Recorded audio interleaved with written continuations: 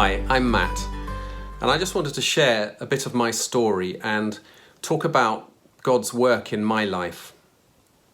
When I was thinking about what to say, the recurring theme and what I kept coming back to over and over again was God's faithfulness to me over the years.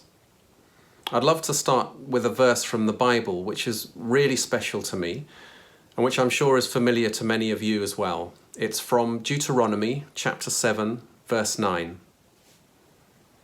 Know therefore that the Lord your God is God. He is the faithful God, keeping his covenant of love to 1,000 generations of those who love him and keep his commands. And I just think that's a wonderful, wonderful promise. And I can look back over the years and see clear evidence of God's faithfulness in my life as far back as I can remember. I was born in Tanzania in a little mission hospital called Mvumi. My parents were missionaries there. In fact, some of you may remember a series of children's books written in the 60s and 70s called the Jungle Doctor stories. Well, I was born in the Jungle Doctor Hospital and my father was the doctor there. When I was 3, we moved to Kenya and I grew up in a small, extremely remote place called Moyale in the far north of the country, right on the border with Ethiopia. My dad was in charge of the government hospital there. And it was a tough, harsh environment with wars going on next door in Somalia and Ethiopia that often spilled over the border into the surrounding area around where we lived. So I grew up witnessing the effects of conflict, famine, and extreme poverty all around us.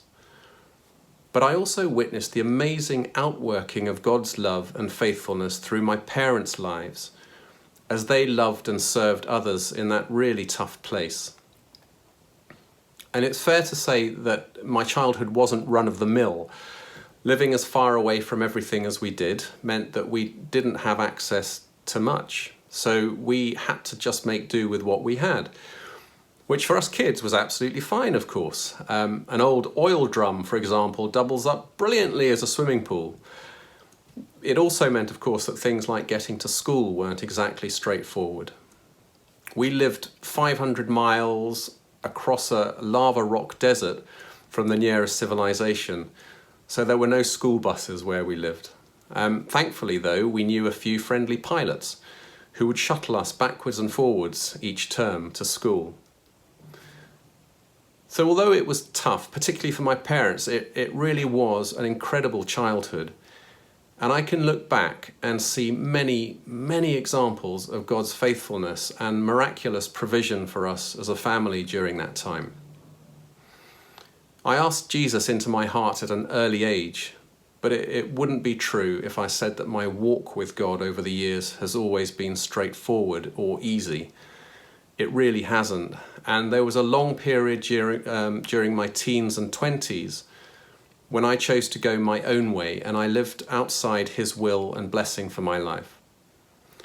And although I never completely rejected him or stopped believing in him, I knew I wasn't living my life for him, and deep down I was really unhappy. By his grace, though, I eventually came back to him, to the Lord, but only after hitting rock bottom. And as I'm sure is the case for many people, I feel that the parable of the lost son in Luke 15 is aimed directly at me. I think what I love most about that, though, is the wonderful picture Jesus gives of the loving, expectant father running to meet his son, throwing his arms around him and welcoming him home. And I probably see that event as the most amazing example of God's faithfulness in my life, and indeed in anyone's life.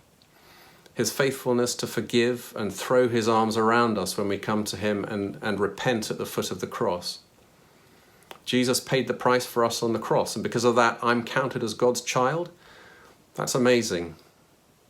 I could go on and on giving examples of God's faithfulness in my life through the years, how he brought me and my wonderful wife Alice together, gave us 3 amazing children, how he's provided for us, guided us, and blessed us time after time. So when we hit tough times and rough patches, as I know we all do in our lives, it is such a blessing and encouragement to be able to look back and see clear evidence of God's faithfulness and the truth of his promises to us written in the Bible. Know therefore that the Lord your God is God. He is the faithful God, keeping his covenant of love to 1,000 generations of those who love him and keep his commands.